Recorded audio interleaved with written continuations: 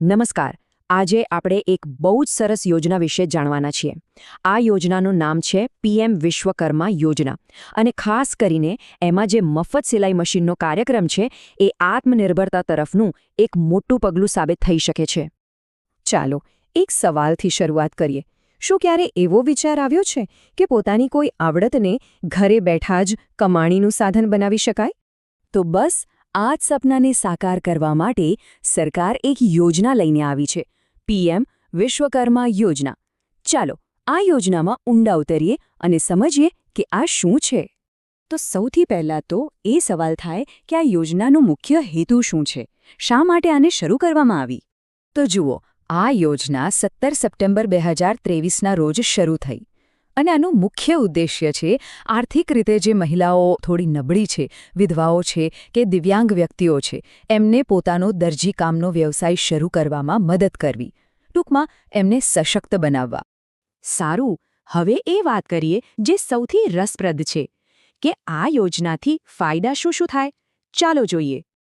સૌથી પહેલો અને મોટો ફાયદો, પૂરા 15,000 રૂપિયા.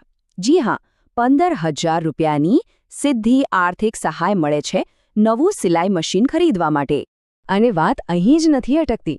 જ્યારે તાલીમ ચાલતી હોય ત્યારે રોજના 500 રૂપિયાનું સ્ટાઇપેન્ડ પણ આપવામાં આવે છે. કમાલ છે ને? એટલે સમજો કે આ ખાલી મશીન ખરીદવાના પૈસા નથી.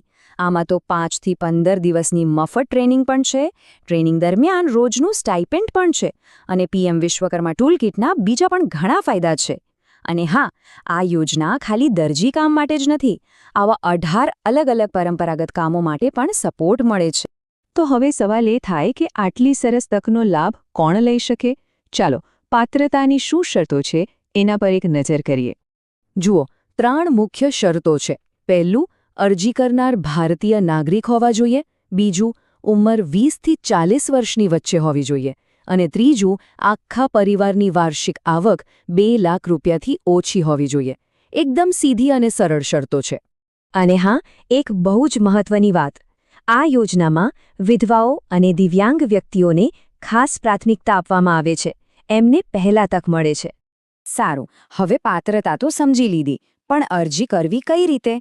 ચિંતા ન કરો, આખી પ્રોસેસ ઓનલાઈન છે અને બહુ જ સરળ છે. ચાલો સ્ટેપ બાય સ્ટેપ સમજીએ. સૌથી પહેલું કામ છે સરકારી વેબસાઇટ પર જવાનું. એડ્રેસ નોંધી લેજો, pmvishwakarma.gov.in. આ જ એકમાત્ર અધિકૃત પોર્ટલ છે. હવે જુઓ, પ્રોસેસ બહુ જ સિમ્પલ છે. સૌથી પહેલાં વેબસાઇટ પર જઈને મોબાઈલ અને આધારથી ઓટીપી વેરિફિકેશન કરવાનું. પછી એક ફોર્મ ખુલશે જેમાં બધી વિગતો ભરીને વ્યવસાયમાં દરજી પસંદ કરવાનું. એ પછી જે પણ ડોક્યુમેન્ટ્સ માંગ્યા હોય એની સ્કેન કરેલી કોપી અપલોડ કરવાની. પછી એક નાનકડું કામ, નજીકના CSC એટલે કે કોમન સર્વિસ સેન્ટર પર જઈને બાયોમેટ્રિક વેરિફિકેશન કરાવવાનું. બસ, પછી ફોર્મ સબમિટ કરી દો. તમને એક એપ્લિકેશન નંબર મળશે જેનાથી અરજી ક્યાં પહોંચી એ પણ ચેક કરી શકાશે. પણ હા, અરજી કરવા બેસો એ પહેલાં બધા જ જરૂરી કાગળો હાથવગા રાખજો, જેથી ફોર્મ ભરતી વખતે કોઈ દોડધામ ન થાય અને કામ ફટાફટ પતી જાય. તો કયા કયા ડોક્યુમેન્ટ્સ જોઈશે?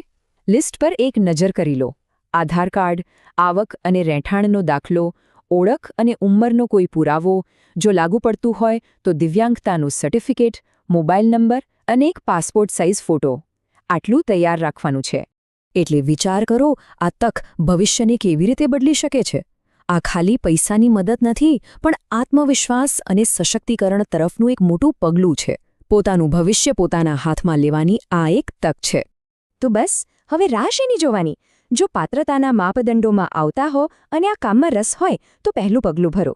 આજે જ pmvishwakarma.co.in પર જાઓ અને આત્મનિર્ભર બનવાની સફર શરૂ કરો.